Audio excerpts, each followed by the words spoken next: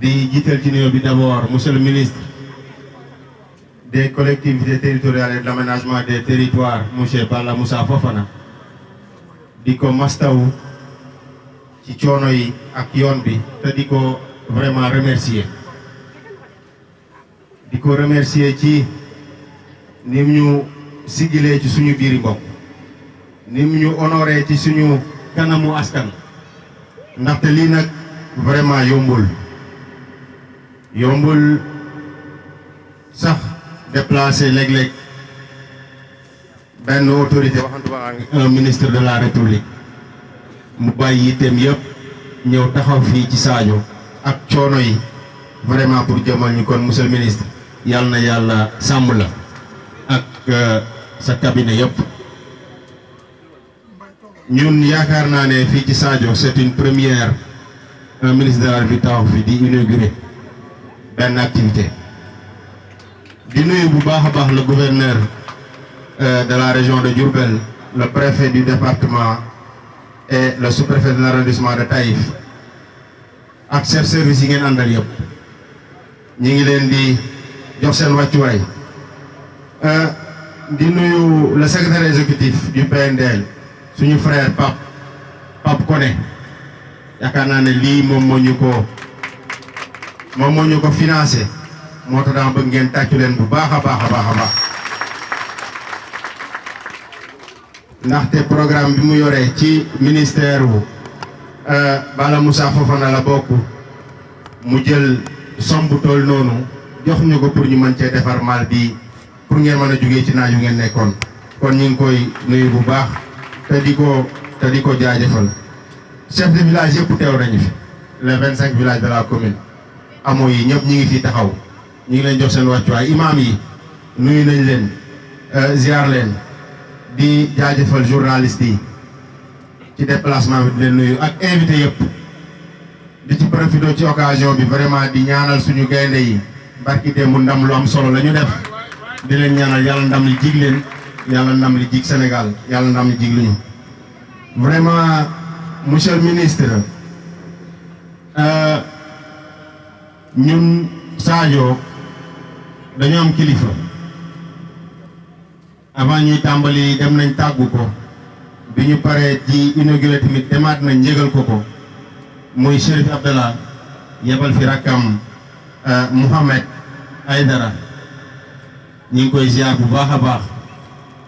te di ko sàkku mu ñaanal ñu ci mbir mi yàlla na barkeel moom laal doon présenté sànq gàmmoom gi la 7 la muy gàmmu Sadio di ñaan mbir mi yàlla def ci jàmm ci barkeeb maamam. Monsieur le ministre depuis 1976 la ñu tabaxoon cantine yi nekkoon fii cantine yi gis nga ko wan nañ la ko ngeen ñëw jox ñu appui bu am solo yow ak sa programme national développement local PNDL ngeen jox ñu appui bu am solo ñu tabax ci maal bii uniquement pour rénover marché bi ñu paree ñu jëlaat suñu as tuut dolli ca ñun la commune tabax magasin yi defaraat beneen maal ndaxte man chaque fois li may wax mooy ndimbal na ca fekk loxol borom bi ngeen jëlee vraiment 18 millions jox ñu ko ñu jël 33 millions teg ca ci lañ tabaxee marché bi bu subaa bu ngeen joxoon 50 ñu jëlaat 100 teg ci pour dugal ci askan wi parce que noonu la ñuy doxee ndaxte commune bu Sadio dañoo am ak ñoom vraiment njukkal bañ fi ñëw di laaj ëppuñ fi woon ay at ëppuñ fi woon alal ëppuñ fi woon xam-xam mën naa ne ñu bari ci nii mosuñ ñoo gis bi ma demee ba doon maire sama photo lañ doon gis waaye ñu wóoluñu jox ñu yëf yi boobaa léegi rek ñu ngi ciy nab yi kon ñun dañ leen amee njukkal amuñ droit à l'erreur looloo tax exemple boobu moo nekk ci yéen moo nekk ci le premier ministre moo nekk ci le président de la république ndaxte sénégalais yi dañoo bàyyi lépp lu ñuy def jël mbir yi teg ko suñu loxo kon amuñ droit à l'erreur kon ñi ngi sàkku ci vraiment askan wi fa ngeen jàppoon 2022 jàpp fa 2024 ñi ñaan ngeen continuer di fa jàpp parce que Sénégal dong moo ñu ñor Sadio kese moo ñu yëkkati monsieur le ministre xam naa ne yàgg ngeen fi waaye doo fi ñëw ba jugee fi te waxuñ la tamit ne suñu ay doléance jox ngeen ñu waaye doyut yóbbu naa la commune uniquement pour nga gis situation bañ fa nekkee soxla nañu hôtel de ville digne de son nom bu am service yi ci war a am yëpp soxla nañu nga jàppale wala ñu jàppale ndaw ñi jigéen ñi programme yi nga xamante ni day def ay piste ñu mën cee am yoon wi nag jaar ngeen ci loolu ab yóbbante la bëgg nañu suñu yoon wi vraiment muy doléance boo xamante ne ni depuis suñu maam ya ba léegi ñun moom la ñuy xaar bëgg nañ ñu defaral ñu ko gëm nañu ne nag vraiment état bi mi ngi ci gëm nañu ne mi ngi ci yoon wi waaye xam nañu situation yi ñu fi fekk waaye yóbbante buñ lay jox rek boo demee nga jot li ñu ko beneen ba ca des nag mooy le paradoxe ñun ñooy alimenter la ville de Mbacké en eau douce mooy ndox mi nga xel ne ndox mu neex la commune Mbacké yëpp lépp lu ñuy naan lépp lu ñuy sangoo lépp lu ñuy jàppee fii lay jugee ci commune Sadio waaye commune Sadio ba tey amaguñ ci toq te fii lay jaar ñi ngi ci programme bi yaakaar nañ ne léegi tey mu sotti waaye yaakaar nañ ne juj day waaj a yàgg te li nekk fii ca village la rawatee Mbacké bis bu ñu demee ba ñuy alimenter tamit fii lañ programmé moom mooy Sadio Centre mais dafa am yeneen 21 villages yu nekk fii suñu ginnaaw ñoom Jaabi ñoom Kambel ñoom Mbépp Gerle Ngaraaf Banal dëkk yooyu yëpp dañuy manqué ndox Medina Mbayeen te dañu ne napp bi fii la gën a neexee fii la gën a baree ñun commune bu Sadio ñi nekk commune bi gën a mar dans la région de Diourbel mën naa ko waxee noonu kon monsieur le ministre lii yenn rek ci doléance yoo xamante ni bëggoon nañ la ko yónnee vraiment di la santaat encore une fois di la gërëmaat encore une fois te di la ñaanal yàlla taxawala ci mission bi yàlla dëgëral la yàlla sàmm la ñi ngi ñaanal ñëpp di baal ñëpp àq te di leen baalu àq yàlla taxaw ko bu Sadio jërë ngeen jëf.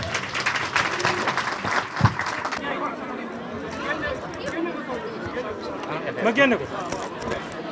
mu feeñ wala mu génn complètement dugal c'est bon monsieur le maire allez-y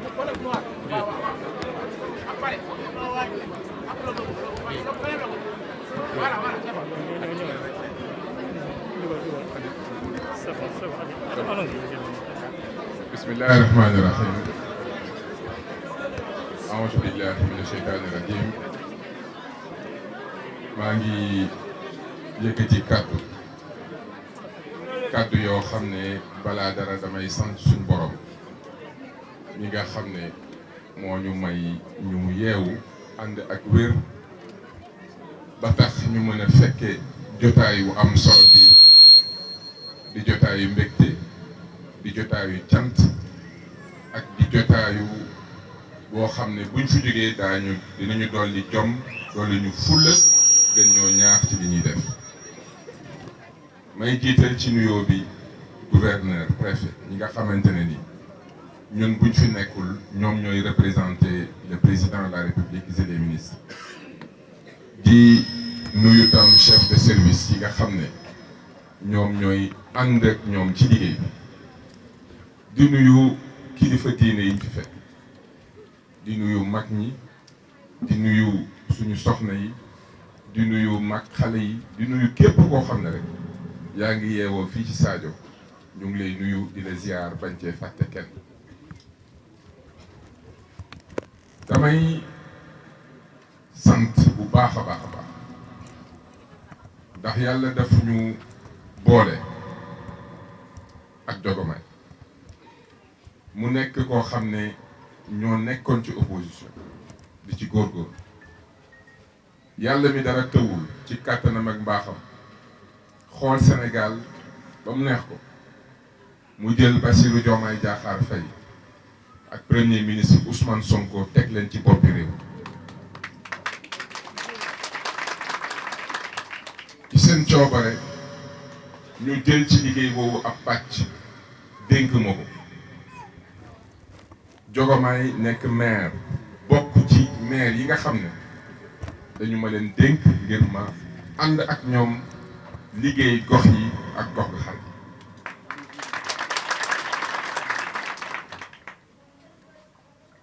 liggéey jot ñu jël ay moyens jël ci alalu Sénégal teg ko ci loxo ngir mu liggéeyal gox-goxaat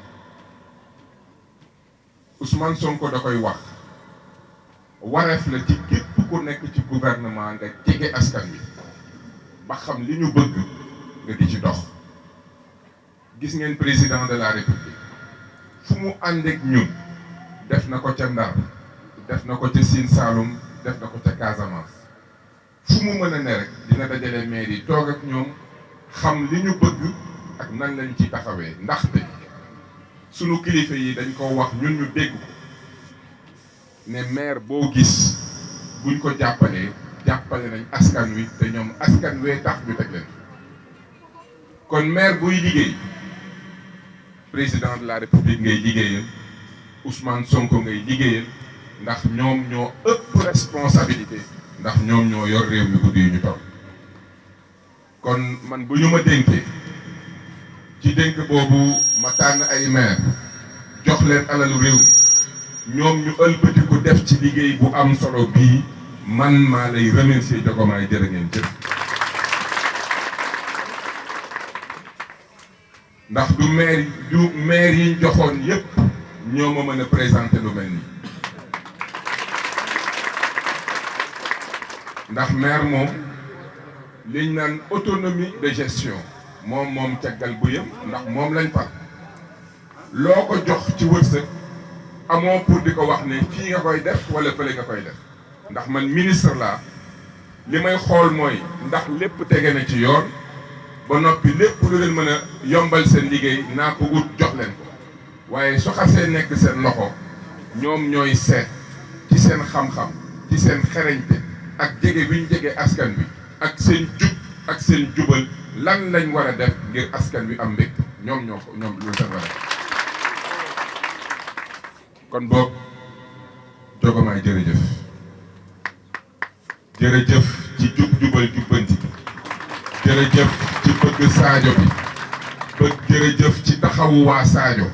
jërëjëf ci initiative bi te incha allahu rabbi kanam la jëm ndaxte ku def lu baax am lu baax ku wane ñàmbaar ay jàmbaar taxaw sa wet ku commencé lu baax ñu jàppale la nga yeggale ñun loolu lañ def loolu la ñu premier ministre sant loolu la ñu président de la république sant te man Moussa Balla Fofana ñooy sumay kilifa la ñu ma digal ci loolu rek laay nekk di wax ne programme PNDL bi nga xam ne Pape Alioune Koné lañ ko dénk am na lu ñu compaat pour at bii di ñëw lu mu gën gaa néew dina mot 20 millions wala lu ko ëpp ndax bëgg naa liggéey bi mu gën a yànj gën a avancé sànq tam bi ñuy ñëw wan nga ma mairie bi ni mu mel jot nañ cee waxtaan ak sama conseiller technique Yankoba Keita ba wax naa ko mu xalaat ci mairie yi gën a baax nan lañ ko war a tabaxee ñu fexe ba Sadio mën a am hôtel de ville bu baax ndax bureau bi ma gis état centre d'état civil bi bureau boobu war nañ koo gën a mën a defar balaa ñuy defar état civil di defar ak mairie ñu defar benn mairie bu baax boo xam ne bu fa waa Sadio demee ak ñi ko wër lépp luñ soxla dañ ko am incha allahu loolu dañ ci xar suñu tànk tubéy di ñaan suñu borom moom mi nga xam ne mooy matal mooy yeggali te mooy maye mu dimbali ñu ba ñu mën a jëmmal loolu nga xam ne njëriñu askan wi di wax rek ne président de la république ak premier ministre ba ñu leen falee ba léegi nekkuñ ci lu dul góorgóorlu pour que dëkku taax yi pour que suñu économie suñu agriculture suñu koom-koom ñu mën ko yaxanal andi njariñ pour askan ku gis premier ministre campagne agricole jot mu wàcc ci terrain bi dugg ci dëkk bi bañ a yem rek ci liñ koy wax conseil des ministres bañ a yem rek ci rapport yi ñu koy yónnee waaye mu wàcc xoolal boppam gisal boppam nattal boppam pour que su demee toog fee luñ ko mën a wax moo xam la ca yenu maanaa ak la ca yenu war maanaa loolu lañ ñu sant te loolu du ci jóg. loolu mooy waral ne lu jot gi xat-xat-xat lu liggéey bi bëri su ma benn maire woowee surtout nag Jogomay ne ma liggéey ba ma sumbal sotti na dama bëgg nga ñëw tegal sa teg ci sa bët nga xool dama ciy sawar lool sax dama ciy sawar ndax jàmbaar la dama ciy sawar ndax waa Sadio mérité nañ ku nekk teg fi tànkam waaye dama ciy sawar ndax dafa bokk ci sama liggéey képp ku ma digaaleel ci liggéey bi boo demee ba ne pare naa ma ñëw xool la nga def ma jàngat ca xool luñ ci war a joyante xool luñ ci war a yokk te insha allahu rabbi Jogomay yokkute dinañ ko def bu ci yàlla ànd ca may gërëm nag jigéen ñi ndax Jogomay buñ ko dénkee mairie mu am ay projet waaye gis ne projet yi mu gën a téye mooy projet yi nga xam ne day yombalal jigéen ñi seen liggéey mooy xam na seen ak njàmbaar xam na seen taxaw xam na seen yéen ndax marché xëy na jigéen ñee ci nekk di ci góorgóorlu waaye dafa téye koom-koomu dëkk bi ndax nit ka la muy jaay am na ku ko liggéey ba mu koy jaay nit ki li muy transformé am na keneen ku ko liggéey ba mu di ko transformé kon tey boo defalee lii Sadio en réalité da nga xool économie zone bi nga créer benn espace boo xam ne képp ku liggéeyati di ko sa war a andi fii ndax def nga fi lu tax nit di fi andi alal te loolu ci koom-koom dafa am solo gis-gis bu am solo la ndax bëri na nit ñi nekk ci zone bi lu ñu yor ci yar ay jur ci mbay ci artisanat tey jii gëm naa ne buñ defaree fii ba mu baax ku amati rek fii ngay andi te loolu développement la ci Sadio kon mënuma ñàkk a bañ a rafetlu gis-gis woowu di wax maire yi ñu inspiré wu ci lii fexe ba fépp fu nga xam ne activité de commerce la activité économique la ñu def ci investissement agrandir ko taaral ko setal ko ba ñëpp ñuy liggéey di am envie andi seen alal ndax commerce transaction dafa am solo ci économie boo taaralul bu fekkente ne marché ku fa dem ne accam bu dee marché boo ñëwee xet gi bëgg laa rey bu dee marché boo ñëwee naaj bi bëgg la sonal bu dee marché boo xam ne amul courant amul assainissement rafetul boo bëggee denc mu yàqu marché boobu nit ñi duñ fa dem te nit ñi buñ fa dul dem commerçant yi duñ fa yóbbu seen marchandise lii mooy solo su li nga def développement local la kon boog li ñuy ñaan suñu borom mooy ñu mu may ñu wér fekkee ak tal ba ñu mën la accompagner ba lii doon loo xam ne buñ fi ñëwaatee ay at day doon luy jëm kanam defar pavage yi yokku cantine bi defar place publique bi def fi ay garab ba nit bi di sawar a ñëw fii mu nekk bés fu barkeel foo xam ne loo fi andi mu jar yàlla na ko yàlla def fi may jeexalee nag mooy di gërëm yéen askan wi ndax lépp yéen lépp yéen dañuy dégg monsieur le ministre monsieur le maire monsieur honorable député monsieur le premier ministre monsieur le président de la république mu nekk ay nombo tànk yoo xam ne bokk na yi gën a kawe ci suñu réew waaye buñ amul woon citoyen bu leen di fal est-ce que nombo tànk yooyu dina am kon lépp yéen su Bassirou Diomaye Diakhar Faye déggee président de la république ndax yéen a ko wóolu su premier ministre Ousmane Sonko déggee premier ministre yéen a ko déglu wóolu ko su Diomaye déggee maire honorable député yéen a ko déglu wóolu ko man mii Moussa Balla Fofana su ma déggee ministre da ngeen a tànn ku ngeen wóolu kooku wóolu ma man kon lépp yéen la di leen wax rek téye leen te bu leen bàyyi téye leen bu leen bàyyi parce que bu ngeen téyee rek du ma sa dagg te li ñu diggalanteeg yéen mooy di sonn ndax suñu askan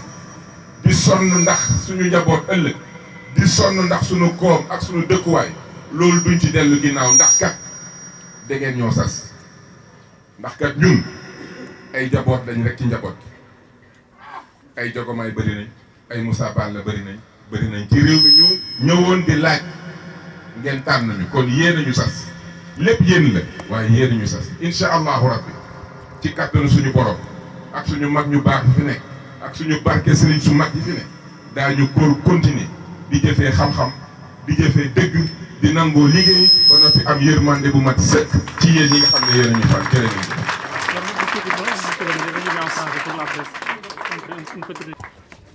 Je voudrais, à l'entame de mes propos, remercier la présence et magnifier l'action d'administration territoriale qui nous accompagne dans toutes les activités que nous menons. Je voudrais aussi, avant toute chose, remercier les autorités religieuses, les autorités coutumières, ici présentes et qui nous accompagnent lors de cet événement, qui est un événement de joie. Joie des populations devant une réalisation réalisée par leur maire, M. Diogomaye Diaw. Je voudrais aussi remercier tous ceux qui sont dans cette assistance pour leur présence et pour leur patience. Je voudrais avant toute chose préciser un point important. Le gouvernement du Sénégal, sous l'égide du président de la République, M. Bassirou Diomaye Diakhar Faye, et du Premier ministre Ousmane Sonko, nous ont donné comme mission, nous, ministres de la République, d'être proches des populations. Et nous avons une seule responsabilité, c'est subvenir à vos besoins, être à l'écoute et vous accompagner dans tous les projets. Ce travail que nous devons faire est un travail colossal, important et large. Raison pour laquelle, quand nous avons des maires qui travaillent sérieusement, quand nous avons des maires qui prennent les deniers publics pour résoudre des problèmes, apporter des solutions concrètes aux populations, nous ne pouvons que magnifier l'engagement de ces maires pour l'accompagnement qu'ils ont, pour l'état d'esprit qu'ils ont et pour le fait que quand ils travaillent, en réalité, ils travaillent pour le président de la République, ils travaillent pour le Premier ministre parce qu'ils sont aux côtés des populations. Monsieur le maire, honorable député Diogomaye Diaw, je peux vous citer un exemple parmi ces maires. Aujourd'hui, si nous avons cette assistance présente, engagée, et si nous ressentons cette joie, c'est parce que vous avez été à l'écoute, c'est parce que vous avez été proches, et c'est parce que quand nous vous avons donné des fonds, vous les avez mis là où il le fallait, dans le Jubanti, dans l'écoute des populations. Voilà pourquoi c'est un plaisir pour moi, au nom du président et du Premier ministre de l'ensemble du gouvernement, de venir ici inaugurer ce joyau que vous avez mis pour les populations et qui vont jouer un rôle très important pour le développement. Je le précisais tout à l'heure, les lieux de commerce, quand nous les aménageons, quand nous les structurons comme il le faut, quand nous les embellissons, quand nous apportons des commodités, quand nous bâtissons des espaces pour l'activité commerciale, nous augmentons l'attrait des populations dans ce coin. Nous augmentons la capacité de proposer des produits divers et variés. Et ça crée de l'économie locale et ça crée du développement. Voilà la vision aussi importante qu'il y a derrière ces infrastructures qui rassemblent les populations. Et ça, c'est une action pour le développement. C'est une action qui va dans le sens de l'agenda de transformation que le président de la République et le Premier ministre nous ont confié pour la mise en œuvre. Voilà pourquoi c'est avec plaisir que j'ai pris la décision, au nom du président et du Premier ministre, accompagné de l'administration territoriale, pour venir aujourd'hui inaugurer, mais surtout constater moi-même les efforts, l'engagement et la qualité du travail de M. le maire Diogomaye Diaw. C'est l'occasion pour moi de réitérer auprès des populations que s'il y a dans une république un président, un premier ministre, un gouvernement et des maires, c'est parce que vous les avez choisis. C'est parce que vous nous avez fait confiance. Et cette confiance-là, nous la mesurons en sa juste valeur. Et nous continuerons notre engagement, notre détermination à ne point vous décevoir. Je vous remercie pour votre attention.